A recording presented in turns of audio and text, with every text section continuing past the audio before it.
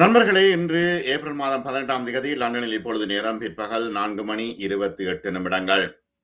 ட்ரம்பினுடைய அரசியல் இந்த பித்தலாட்டம் ஈரானோடு எடுபடவில்லை. இப்ப உலகளாவிய ரீதியில் இப்ப ஐரோப்பாவை மிரட்டுறது, சீனாவை மிரட்டுறது, ஈரானை மிரட்டுறதுக்கு எதுவுமே இல்லை. என்னன்னா பொருளாதார தடை இருக்குது, டரிஃப் என்ற விஷயங்களே இல்லை. ஆகவே இவ்வாறான சிக்கல்களில் ஈரானை மிரட்டுவதற்கு ட்ரம்புக்கு எந்த விதமான காரணமும் இல்லை, தகுதியும் இல்லை என்றே தற்பொழுது அரசியல் ஆய்வாளர்கள் சொல்கின்றார்கள். வெறுமனே ட்ரூத் சோஷியலில் அரசியல் செய்து கொண்டிருக்கின்றார் ட்ரம்ப் ஒரு பொய்யர் என்றும் தற்பொழுது ஈரான் தொடர்ச்சியாக சொல்லிக் கொண்டிருக்கிறது.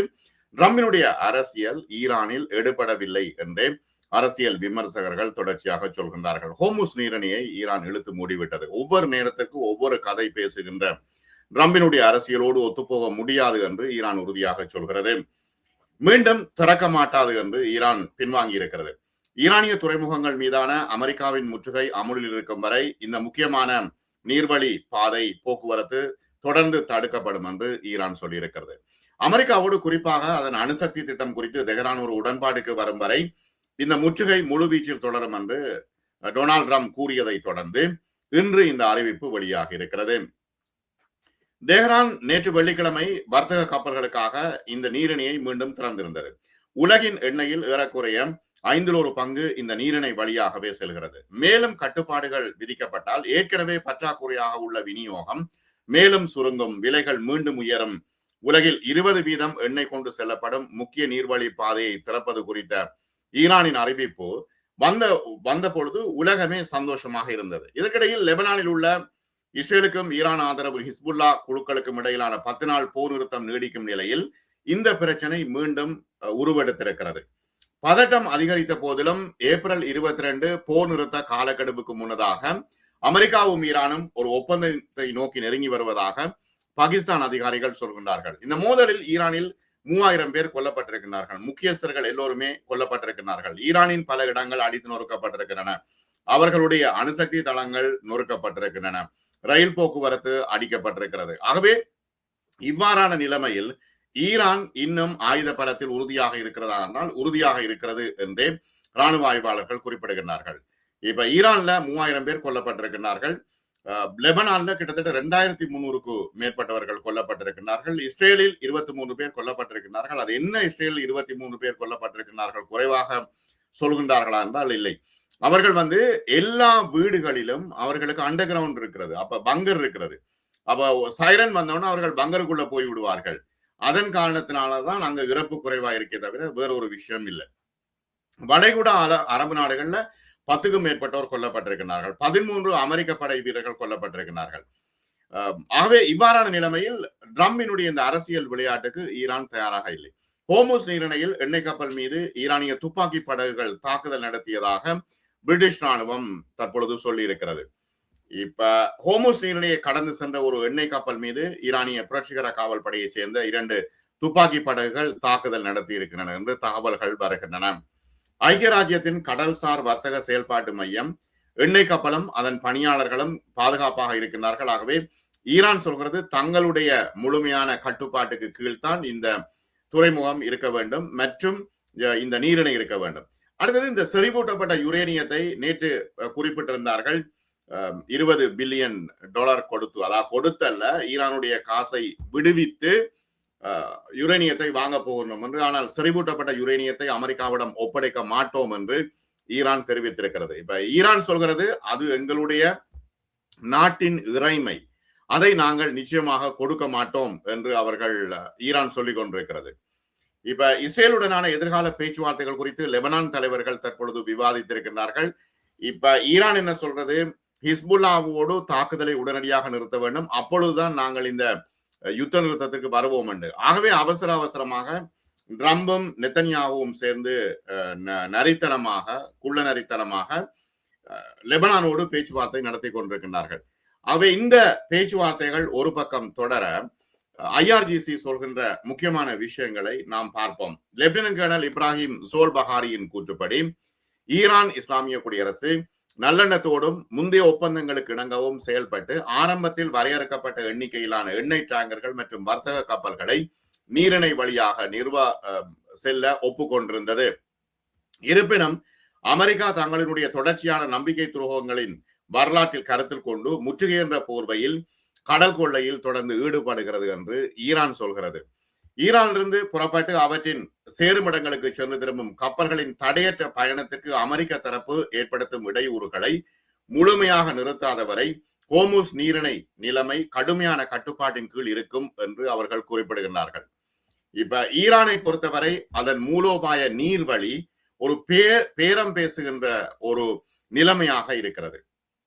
இது ஒரு நிரந்தரமான செல்வாக்காக இருக்கிறது. கிட்டத்தட்ட 1600 கிலோமீட்டர் நீளமுள்ள வடக்கு கடற்கரை மற்றும் காப்பாற்றக்கூடிய தீவுகள், ஈரானுடைய கப்பல்களை காப்பாற்றக்கூடிய தீவுகள் வழக்கமான கடற்படை சக்தியை செயலிழக்க முடியாத ஒரு சமச்சீரற்ற கோட்பாடாகவே இது இருக்கிறது. தினசரி அடிப்படையில் உலகளாவிய திரவமாக்கப்பட்ட இயற்கை எரிவாயு வர்த்தகத்தில் இந்த நீர்வழி பாதை முக்கிய இடமாக இருக்கிறது. இப்ப லெபனான் போர் நிறுத்தம் அமுலுக்கு வந்த பிறகு சில வணிக கப்பல்களை அந்த பாதை வழியாக செல்ல அனுமதிக்க ஈரான் ஒப்புக்கொண்டது. அதோடு ஈரான் கடற்படை ஹோர்முஸ் நீரிணை அனைத்து கடல்வழி போக்குவரத்திற்கும் கடுமையான புதிய விதிமுறைகளை கோடிட்டு காட்டும் ஒரு புதிய ஒழுங்கு அமல் இருக்கிறது. இப்ப ஈரான் கடற்படை அந்த கப்பல்களை அழைத்து சென்று தங்களுடைய துறைமுகத்தில் வைத்து அவர்கள் டோல் வசூலிக்கிறார்கள், அல்லது இடையில் கடற்படை டோல் வசூலிக்கிறது.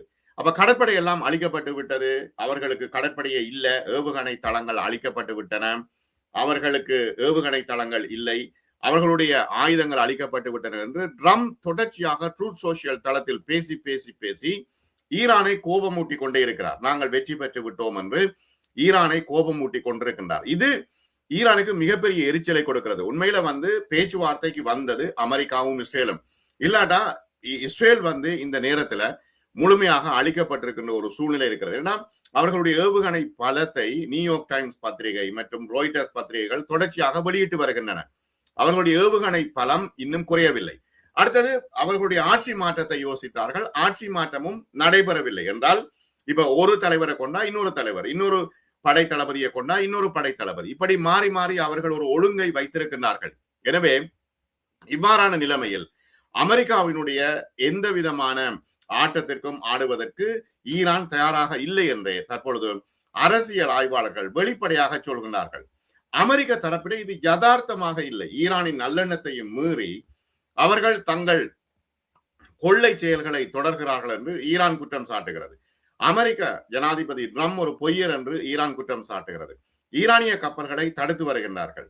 இது இஸ்லாமாபாத்தில் அடுத்த கட்ட பேச்சுவார்த்தைகளுக்கு ஆபத்தை விளைவித்துக் கொண்டிருக்கிறது. இது மிக பெரும் ஆபத்து. மீண்டும் ஒரு போர் நிலைமை வந்தால் இஸ்ரேல் தாக்கப்படும், சுற்றி வர உள்ள துறைமுகங்கள் தாக்கப்படும்.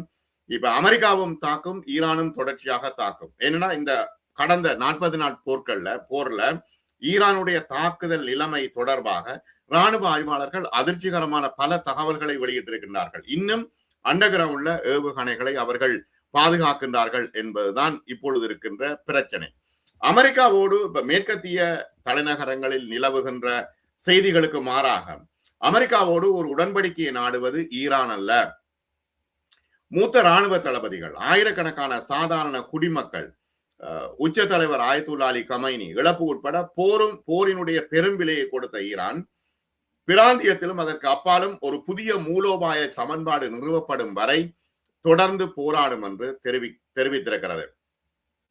இப்ப போர்க்களத்துல வெற்றி அடைந்தது அமெரிக்காவா ஈரான் என்றா ராணுவ ஆய்வாளர்கள் சொல்கின்றார்கள், அமெரிக்கா இஸ்ரேல் என்ற இரண்டு வல்லரசுகளோடு 40 நாள் தாக்கு பிடித்ததே ஈரானுடைய வெற்றிக்கு முழுமையான காரணம் என்று, முக்கியமான காரணம் என்று ராணுவ நோக்கர்கள் சொல்கின்றார்கள். அப்ப இஸ்ரேலிய ஆட்சி உட்பட அதன் கூட்டாளிகளுக்கு மிகப்பெரிய ராணுவ மற்றும் பொருளாதார இழப்புகளை ஏற்படுத்திய ஈரான் தனது அனைத்து நிபந்தனைகளையும் பூர்த்தி செய்யப்படாவிட்டால் எந்த ஒரு பேச்சுவார்த்தைக்கும் வர மாட்டாது என்று இன்று வெளிப்படையாக அறிவித்திருக்கிறது.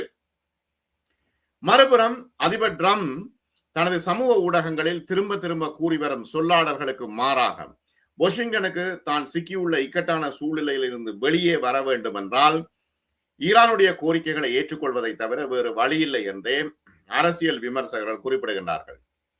ஓரளவுக்கு வாஷிங்டன் தனது சொந்த முட்டாள்தனங்களாலும் ஓரளவுக்கு சியோனிச அழுத்தங்களாலும் இந்த சிக்கல்களில் இருந்து வெளியே வர தடுமாறி கொண்டிருக்கிறது. ஆனால் வெளியே வர வேண்டும், இல்லாவிட்டால் உலக ஒழுங்கே மாறிவிடும் சூழ்நிலை இருக்கிறது. அணு ஆயுத பரவல் தடை ஒப்பந்தத்தின் என்பிடியின் கீழ் பிரிக்க முடியாத மற்றும் சட்டபூர்வமான அணுசக்தி உரிமைகள் தொடர்பாக எந்த விதமான சலுகைகளையும் வழங்கப் போவதில்லை என்று ஈரான் சொல்கிறது. இப்ப ஹோர்முஸை தனக்கு பொருத்தமானதாக தோன்றும் விதத்தில் தொடர்ந்து நிர்வகிக்கும் என்று ஈரான் தொடர்ச்சியாக சொல்கிறது. அமெரிக்கா, இஸ்ரேல் மற்றும் அவற்றின் பிராந்திய கூட்டாளிகளை உள்ளடக்கிய ஒரு ஒற்றமைப்பு, அவர்கள் ஒற்றை அமைப்பாக அவர்கள் கருதுவதை போல, அவர் 2 பேரும் ஒன்று என்று கருதுவதை போல ஈரானும் தற்பொழுது உறுதியாக நம்புகிறது தன்னோடு ரஷ்யா, சீனா போன்ற நாடுகள் தன்னோடு இருக்கின்றன என்று உறுதியாக நம்புகிறது. இப்ப ஈரானுடைய மூலோபாய கோட்பாட்டுக்கு இணங்க அமெரிக்கா இஸ்ரேலிய ஆக்கிரமிப்புகளின் தற்போதைய 40 நாள் போரை தொடர்ந்து பிராந்தியத்திலும் உலகிலும் ஒரு புதிய ஒழுங்கு ஏற்பட்டிருக்கிறது. புதிய வல்லரசுகள் ஒன்றாக சேர்ந்து ஏற்கனவே ஒரு புதிய வல்லரசினுடைய ஒரு சுழற்சி தற்பொழுது வந்து கொண்டிருக்கிறது. ஏன்னா ரஷ்யா, சீனா, இந்தியா இதுக்குள்ள இப்ப தாமரை இலை தண்ணியாக இருக்கிறது, அங்காலையா இங்காலையா என்று.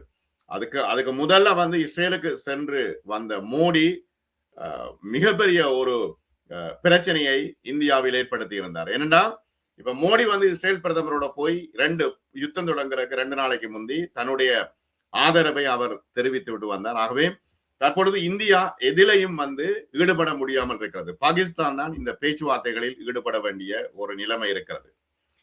லெபனானினுடைய நிகழ்வு ஒரு தெளிவான உதாரணமாக விளங்குகிறது. என்னன்னா லெபனானை முன்வைத்து லெபனான் போர் நிறுத்தம் தொடர்பாக தொடர்ச்சியாக பேசிக்கொண்டிருந்தது ஈரான். அப்ப லெபனான் போர் நிறுத்தம் ஓரளவு வந்துவிட்டது. ஆனால் 10 நாட்களுக்குள் இந்த விஷயங்கள் எல்லாம் முடிந்து விடுமா என்றால் முடிந்து விடாது. இந்த உலகளாவிய அதிகார சமநிலையில் ஒரு அடிப்படை மாற்றம் தெளிவாக தெரிகிறது. சமீப காலம் வரை வல்லரசுகளின் அரசியல் ஆட்டங்களிலே 2 பேருக்கும் வெற்றி என்ற விதியை கடைபிடிக்க வேண்டியிருந்த ஈரான் இப்பொழுது அமெரிக்காவுக்கு முன்பாக தனது உண்மையான நடைமுறைக்குரிய மற்றும் நம்பகரமான சக்தியை காட்டும் ஒரு நிலைமையை அவர்கள் ஏற்படுத்தி இருக்கின்றார்கள். ஈரான் இப்பொழுது மேலாதிக்க நிலையில் இருக்கிறதா என்றால் இருக்கிறது. தனது அதிகாரத்தை நிலைநாட்டும் நிலையில் இருக்கிறதா என்றால் இருக்கிறது. ஆகவே ஈரானுடைய திறன்கள் இன்னும் முழுமையாக வெளிப்படவில்லை என்று போரியல் ஆய்வாளர்கள் சொல்கின்றார்கள். அதாவது இன்னும் அவர்களிடம் இருக்கின்ற ஏவுகணை திறன்களை அவர்கள் வெளியிலே கொண்டு வருவார்கள் இன்னும் ஒரு யுத்தம் ஆரம்பித்தாலும். தற்போது இருக்கின்ற சூழ்நிலையில் ஈரான் ட்ரம்புக்கு அழுத்தம் கொடுக்கிறது. இந்த இஸ்ரேலினுடைய லெபனான் போரை நிறுத்த வேண்டும், அதனோடு சேர்த்து ஹோர்முஸ் நீரிணையில் ஈரான் கப்பல்களுக்கான தடைகளை நீக்க வேண்டும், நீங்கள் அதில் மறைக்கவே முடியாது, அப்படி இல்லாவிட்டால் பேச்சுவார்த்தைக்கு நாங்கள் வரமாட்டோம் என்று ஈரான் சொல்கிறது. இன்றைய தகவல்களை நாம் பார்த்தோம். அடுத்து அப்டேட்கள் வரும்பொழுது நான் உங்களுக்கு தருகின்றேன். சப்ஸ்கிரைப் செய்யாத அன்பர்கள் சப்ஸ்கிரைப் செய்யுங்க, லைக் பட்டன் அழுத்துங்க, கமெண்ட்ஸ்ல உங்களுடைய கருத்துக்களை தெரிவியுங்கள். மிக நன்றி. அடுத்த காணொளியில் நாம் சந்திப்போம்.